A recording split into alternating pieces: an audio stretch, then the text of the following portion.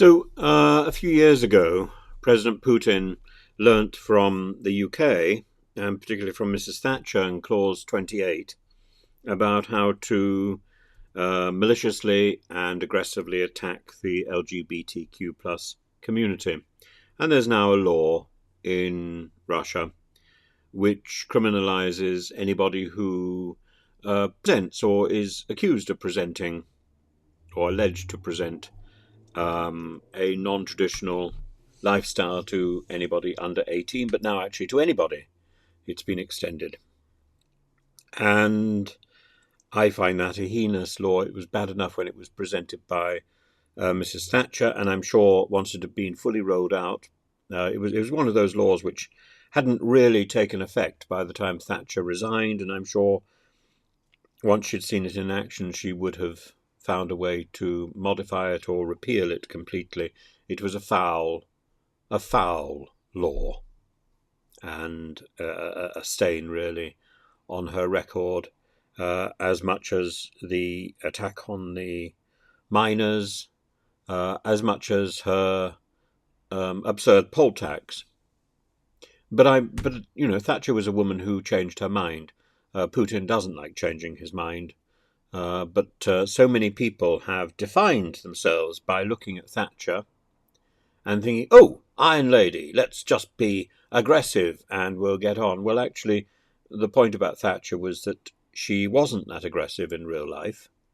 She did listen to advice, she liked to debate, and she changed her mind a lot.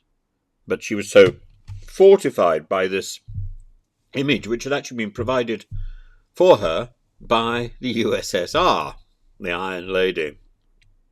So she didn't need to make a great fuss about being tough, because the world's media already gave her that image. Anyway, not only has Russia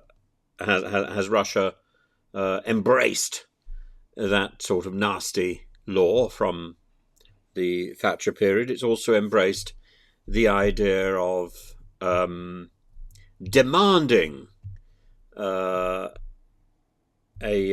native education. So now the chairman of Russia's Human Rights Council is in debate about whether or not those people who are working in Russia and who are not native Russian speakers, whether their children should have to learn Russian in schools or should go to specialist language centres and possibly have to pay.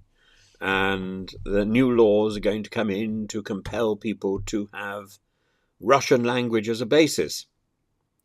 And again, this is a sort of pressure and using education for social engineering. And we haven't really seen this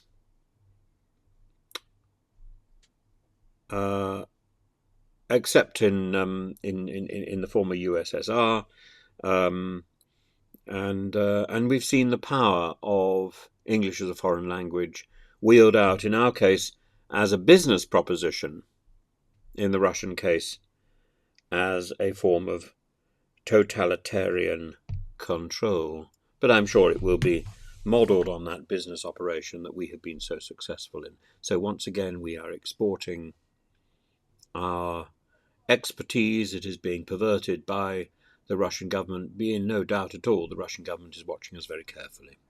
And I'm sure the Russian government is extremely interested in our Home Office and our small boats fiasco.